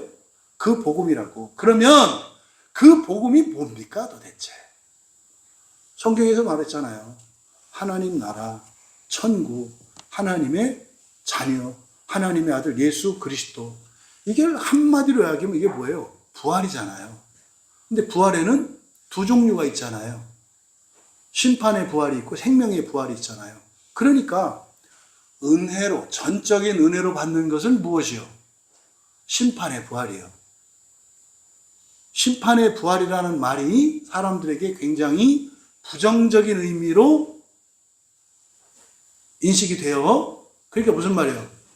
하나님의 은혜가 사람들에게 뭐예요? 그따위가 되는 거예요. 심판의 부활이라는 말이 사람들에게는 그따위라고. 왜? 앞에 심판이라는 말이 붙어가지고. 심판이라는 말이 딴 게 아니라 자격이 있나 없나 본다는 거예요. 그게 잘못됐어요? 그게 그따위면 공장에서 만드는 물건 검사하지 말고 그냥 막 팔아도 된다는 얘기예요? 또 그건 안 된다고 하잖아요. 그러니까 이게 얼마나 지금 우리들이 성경을 자기 마음대로 인간적으로 잘못 오해하고 있는지 몰라요. 그러니까 공정하게 부활시킨다 이 말이에요. 성적순, 열심순, 한것순, 그걸 따져서 한다니까요. 심판의 부활. 그렇게 사람들이 좋아하는 공정해요. 그게 심판의 부활이라는 게. 근데 그래도 그건 뭐다? 은혜다. 왜? 부활이라는 것 자체가 사람이 할 수 없는 거니까. 그래서 심판의 부활은 일반으로 받는 은혜를 말해요. 그러면 여기서 상은 뭘 말하겠어요? 생명의 부활이겠지. 생명의 부활은 뭡니까? 심판을 거치지 않고 부활하는 거예요. 심판을 거치지 않고 부활. 이게 세상에서는 부정해요. 시험 보지 않고 무시험 들어가는 거. 직장에서 낙하산으로 내려오는 거. 세상에서는 그렇게 하면 누군가의 자리를 뺏으니까 부정해요. 근데 하나님 나라에서는 자리를 뺏는 게 아니에요. 더 하나님 나라가 확장되니까 더 좋은 거예요. 더 좋은 거. 그래서 그 복음을 성경에서 무엇을 복음이라고 말하는지, 그리고 우리가 그것을 전해야 될 때 요약해서 그것을 뭐라고 말해야 된다? 부활이라고 말해야 된다 이 말이에요. 그러니까 부활이 사람이 신되는 것이라는 이 개념이 없으면 그 복음이 아니라고. 그래서 바로 상 받는 구원. 이게 첫째 부활이고 이게 생명의 부활을 나타내는 말이다. 근데 이렇게 하려면 반드시 뭘 해야 된다? 절제와 노력을 해야 된다. 근데 이거는 원래 이 세상을 살아가는 정상적인 사람들이 다 하는 거예요. 이렇게 하는 게, 그러니까 뭐예요? 먼저 인간이 되라라니까요. 상을 받는 사람은 교회 다닌다고 믿음이면 된다 이런 얘기 하지 말라고. 뭐가 돼야 된다? 인간이 돼야 된다고. 먼저 상식적인 인간이 돼야 된다고 말하는 거예요. 노력하고 절제하는 사람이 되어야 한다고 말하는 거예요. 그런데 인간 이상이 되는 건 뭡니까? 목표가 다른 거죠. 목표가 다른 거죠. 그 복음을 위하여 이렇게 살아가는 거니까 당연히 그 사람들의 의의가 서기관이나 바리새인들의 의의보다 더 커야 되겠지. 왜? 자기의 가정, 자기 일터, 자기의 어떤 자격, 노릇 다 해. 어떻게? 노력하면서 절제하면서. 그런데 그 상을 위하여 가는 사람들은 더 추가가 되는 거죠. 무엇을 위해서도 노력하고 절제해야 돼요? 그 복음을 위해서. 그 복음이 뭐예요?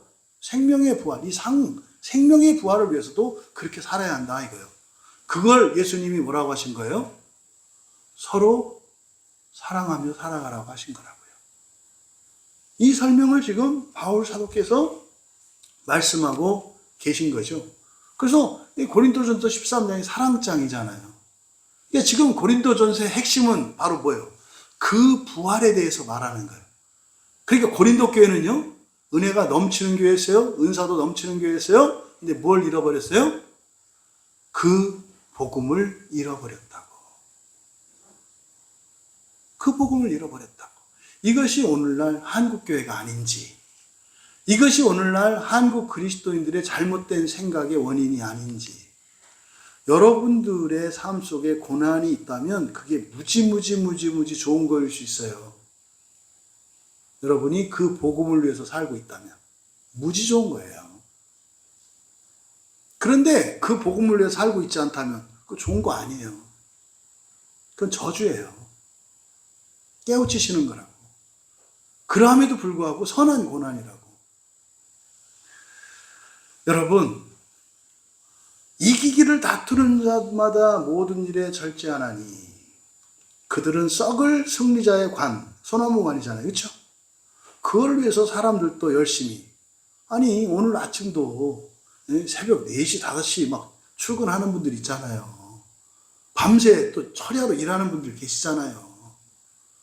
그분들이 목표하는 바, 이걸 지금 경주자에 비교할 수 있잖아요. 아니, 애들 옷 한 벌 사입히려고 그렇게 노력하잖아요. 에? 집 한 채 장만하겠다고. 그래, 아끼고 절약하고 살잖아요. 아니, 누가 집 장만하고 그 자녀들 위해서 살아가는 사람이 먹고 싶은 거 다 먹고 하고 싶은 거 다 하고 놀고 싶은 거 다 놀고 사는 사람이 어디 있어요? 없다니까. 그냥 저 하나 좋은 것도 아니야. 뭐 좋지도 않은데 그냥 인생을 허비하면서 살아가는 사람들에게 바울이 그 사람 눈높이에 맞춰서 그 사람들을 구원해. 그럼 그 사람이 어떻게 돼요? 먼저 인간이 되는 일이 일어나요. 생활의 변화가 일어난다고. 그러면 거기에 하나님의 은혜가 부어져. 건강도 회복되고 부자도 되고 직업도 생기고 결혼도 하고 뭐 이런 게 생긴다고. 근데 그 다음 나가야 될 게 뭐예요? 그 복음을 위해서 그리스도인으로 살아야 한다고. 그 자리에서 너무나 많은 사람들이 넘어지는 거예요. 여러분, 세상 사람들도 다 그렇게 살아요. 다 노력하고 다 절제하고 산다고. 그 안 하는 사람들은 상식 이하의 사람들이에요.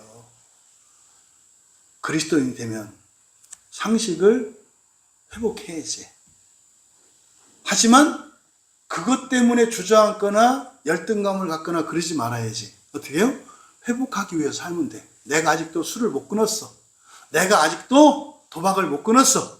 그거 끊기를 원해야 하고 끊으려고 노력하고 3일 안 먹다가 한 번 또 먹고 또 다시 회개하고 또 계속 해야지. 이러면 된다고. 이렇게 완전하지 않아도 된다고. 근데 동시에 그것과 함께 어떤 삶? 그 복음을 위하여 살아가는 삶이 있어야 한다고. 그러면 이게 끊을 수 없었던 약물도 끊고 벗어날 수 없었던 내 인생의 저주도 벗겨내는 일이 일어난다. 그래서 어떻게 해요? 같이 커가요. 같이 커간다고. 지금 바울 사도께서 주신 이 놀라운 원리는 종교적인 인간이 되라가 아니에요. 세속적으로 잘 먹고 잘 사는 배부른 돼지처럼 이것도 아니에요. 둘 다예요. 바울 사도는 지금 둘 다의 가치를 똑같이 주고 있어요. 내가 그 우리 집사님한테 말하고 싶어요. 의학적으로 안 되는 거라면 정말로 하나님이 하시는 구원을 경험했으면 좋겠다는 거예요. 그래서 우리 교회 와보라고 한 게. 우리 교회 와봐라. 우리 교인들이 성령의 역사의 증인들이다. 설교 들으라는 게 아니라 와서 우리 집사님들하고 얘기 좀 해봐라. 무슨 일이 있었는지, 뭐 했는지. 왜 가는 데마다 교회가 그런 게 하나도 없었다고 얘기하는지. 그렇지 않다. 곳곳에 그런 교회가 있다. 제발 교회는 사탄의 회당이다. 목사들은 이런 얘기 하지 마라. 원래 세상에는 이런저런 교회가 다 있다. 집사님 같은 사람이 사단의 회당과 같은 거기에 가라. 집사님 한 분 때문에 그 교회가 교회 아니라고 얘기하는 거기가 교회가 된다. 집사님 때문에. 이게 뭐예요? 삼경륜이죠? 이거를 이해를 못하는 거야. 근데 이분 옛날에 저 공부할 때 했었거든. 삼경륜 공부했거든. 옛날에. 네? 더러운 물과 깨끗한 물이 섞이면 구약의 유대인들이 가지고 있는 사고관, 보통 다른 종교에서 가지고 있는 이런 생각은 더러운 것 플러스 깨끗한 것 하면 더러워진다라고요. 근데 예수님이 우리에게 가르쳐 주신 새로운 그리스도인의 원리는 뭐예요? 너희가 거룩하기 때문에 더러운 너희가 거룩해진다. 그래서 예수님이 몸소 모범을 보여주신 거라니까요. 부정한 사람, 더러운 사람, 민족 반역자, 이 사람들 찾아간 거라니까요. 오늘날 교회가 삼경륜으로 안 나가요. 세상을 가르는 일을 한다고. 교회가. 교회는 품는 거잖아요. 우리 교회 뭐 신천지도 오라고 한다고 그랬더니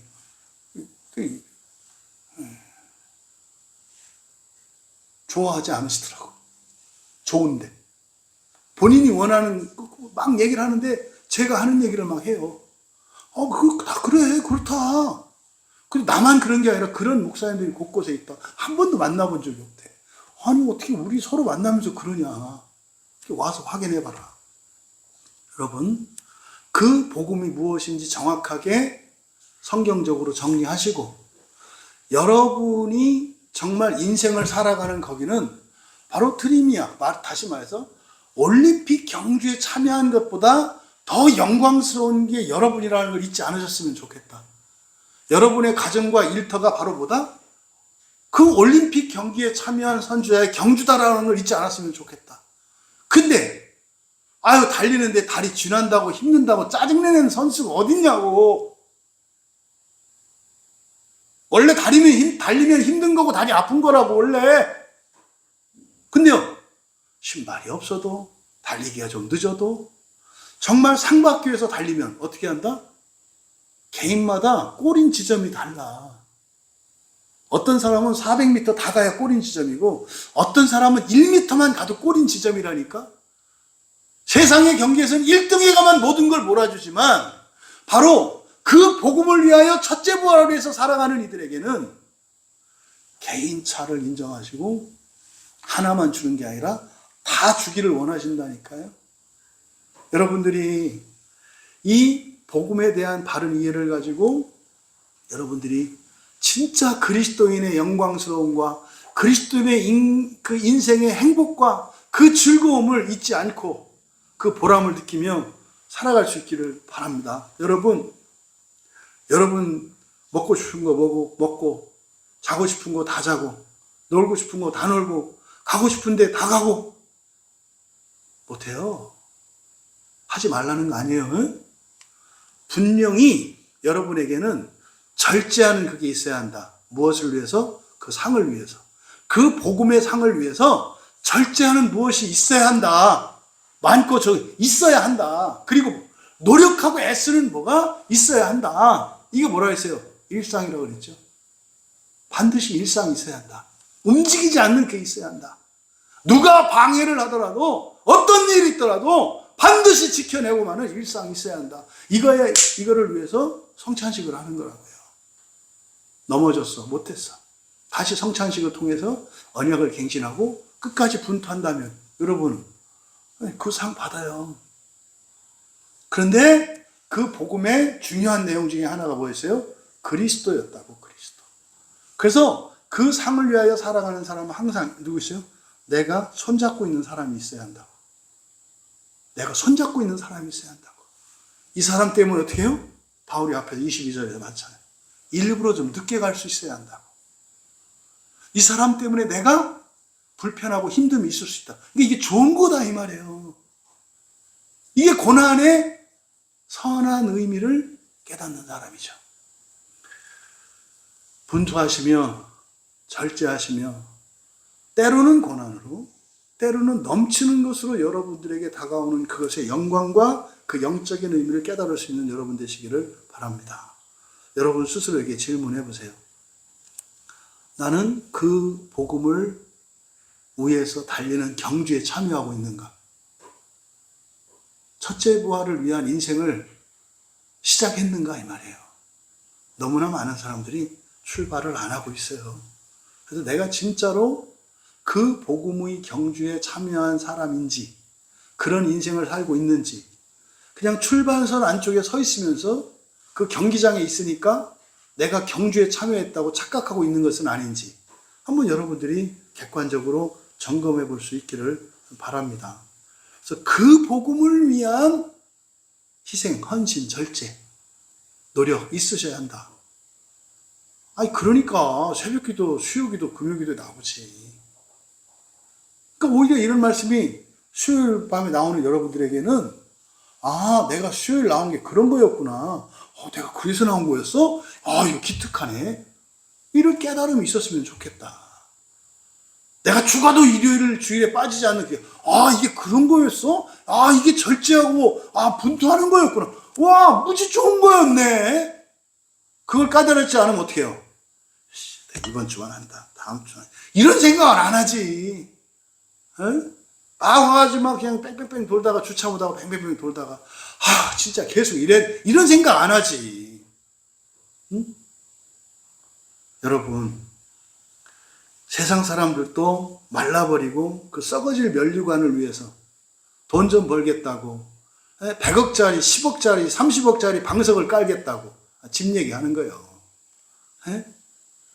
서울에 그 100억짜리 집 뭐예요? 방석 아니요. 그 100억짜리 방석 깔고 앉아서 뭐하게. 그거 아까워서 어떻게 자나 몰라. 거기 사는 사람들. 아까워서 잠도 못 잘 것 같아. 하루 숙박료 얼마야 그게. 그거 누려야 되잖아. 누려야지. 그러니까 막 밤새 집에 가면 왔다 갔다 하고 막 만지고 막 이래야지. 막 떼굴떼굴 둥글고 물구나무 쓰고 막 어이 그 비싼 집에 싼 집에 사는 사람도 그냥 편하게 살 수 있지만 그거 아까워서 어떻게 사나 몰라. 근데요 너무나 많은 사람들이 그 썩어질 것을 위해서 그 말도 안 되게 고생을 하면서 살잖아요. 하나님 나라가 그것만 못하는가? 아이 뭐 물어보나 마나지. 그런데 우리가 그렇게 살고 있다. 이게 뭐 때문에? 우리 마음에 속아서 그래요. 마귀가 그렇게 살고 있다 이 말이에요. 여러분 우리가 바라는 것은 썩지 않을 면류가 아니에요. 누가복음 20장 36절은 중요하다 그랬잖아요. 누가복음 20장 36절에서 말씀하는 게 뭐예요? 다시 죽을 수도 없는 천사와 동등한 자요 되어 있지만 그거 아니다. 그렇죠? 불멸에서 불멸의 동등천사. 천사와 동등이요가 아니라 동등천사. 동등천사는 같다는 뜻이 아니라 피조된 천사가 아니라 다른 방식으로 된 천사라는 뜻이에요. 이 동등천사는. 어떻게? 부활의 자녀로서. 부활로서 천사되는 이들을 동등천사라고 한다 이 말이에요. 이 동등천사가 뭐 하는 사람들이에요? 천사들을 부리는 사람들이에요. 이 다음에 사탄을 부릴 자라니까 포세이돈도 부릴 자라고 제우스도 부릴 자라고 아폴론도 부릴 자라고 그러니까 신화 아니다 뭐 이런 거 하지 마. 신화 있으면 더 좋지 뭘. 걔도 아래 것들로 쓰는데. 뭐 단군시당 환인 뭐 있었다면 환인도 여러분이 데려다 써. 그래서 부디 바로 썩지 않을 면류관 이게 뭡니까? 불멸의 부활이잖아요. 근데 상받는 부활 이게 뭐예요? 바로 생명의 부활. 첫째 부활을 위해서 분투하시며 절제하시며 살아가는 이들에게 하나님이 주시는 놀라운 은혜들을 일상 가운데에서 생생하게 경험하며 살아가시기를 진심으로 바랍니다. 다시 한번 여러분 스스로에게 질문하세요. 내가 그 복음을 믿고 소망하는가? 너무나 많은 분들이 그 복음 자체도 무엇인지 모르고 또 그 복음을 들은 광야 교인들조차도 그 복음을 믿지 않고 소망하지 않을 수 있어요. 그걸 내가 그 복음을 믿고 소망하는지는 어떻게 알아요? 여러분들이 그 복음을 위하여 분투하며 절제하며 살고 있는가를 통해서 여러분이 믿는지 소망하는지를 아는 거지 나는 믿어, 나는 알아 이렇게 생각하시면 안 된다 이 말이에요. 만약에 여러분들이 확신이 안 섰다면 오늘부터라도 그 부활의 복음을 그 상받는 그 복음의 생명의 부활을 위하여 살아가겠노라 결단하시는 그러면 여러분 인생 문제는 여러분이 신경 안 쓰셔도 돼요. 여러분은 그리스도인으로 사시면 돼. 누군가를 구원하기 위해서 사시면 돼. 그러면 거기에 필요한 모든 자원들과 모든 힘과 능력을 하나님이 공급해 주세요. 노는 거 아니에요. 이게 의존적으로 하나님한테 맡기는 게 아니에요. 그걸 여러분들이 경험하셔야 돼요. 그래서 정말 여러분들이 이 세상을 마치는 그날 내가 그리스도를 대신하여 다 살아내었나이다. 이렇게 고백하고 인생을 마치시고 영광의 보좌에 서신 주님을 바라보고 그 나라에 들어갈 수 있기를 주님의 이름으로 축원합니다. 우리 말씀을 생각하며 함께 기도합시다. 오직 그 복음을 위하여 살았다고 하는 이 바울 사도의 고백은 그 넘치는 넘치는 은사에서 그 복음을 잃어버리고 부패하고 타락하고 세속화되었던 고린도 교회 교인들에게 주시는 말씀이에요. 우리 안에 그런 방탕과 사치와 낭비, 그 복음을 이 세상이 헛된 것으로 바꾸어 살고자 하는 그런 기대나 어리석은 생각은 없었는지 다시 한번 그 복음을 붙들고 생명의 부활을 위하여 살아가겠노라고 내가 누군가의 손을 잡고 반드시 그 사람을 첫째 부활로 인도하겠노라고. 그것을 위해서 인생 가운데 이러저러한 슬픔과 고난, 이해할 수 없는 그런 저주와 같은 일들이 일어날지라도 그것을 영광스럽게, 그래서 참으로 하나님이 일하시는 것을 볼 수 있는 그런 인생의 주인공들 되시기를 은혜를 구하며 결단하며 우리 같이 기도합니다. 존귀하신 하나님 아버지, 이 땅을 살아가는 모든 그리스도인들이 예수 그리스도 안에서 한 형제요 한 자매일 뿐만 아니라 한 몸이 된 것을 잊지 않게 하여 주시고, 우리들이 이 세상을 살아가는 분명한 이유와 목적을 깨닫게 하시며 하나님의 은혜 안에서 그 부활의 상을 받기 위해 살아가는 복되고 행복한 주의 자녀들 다 되게 하옵소서. 감사하며 예수님의 이름으로 기도하옵나이다.